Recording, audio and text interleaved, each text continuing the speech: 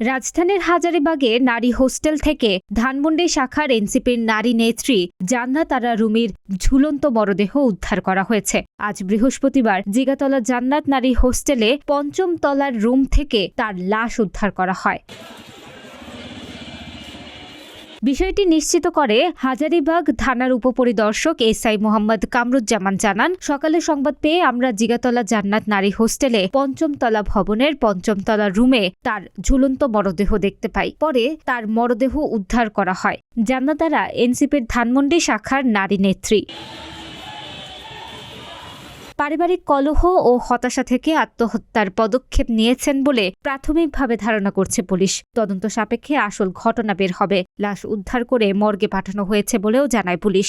পারিবারিক কলহ বা পারিবারিক বিভিন্ন বিষয় নিয়ে কিছুদিন ধরেই তিনি হতাশাগ্রস্ত ছিলেন।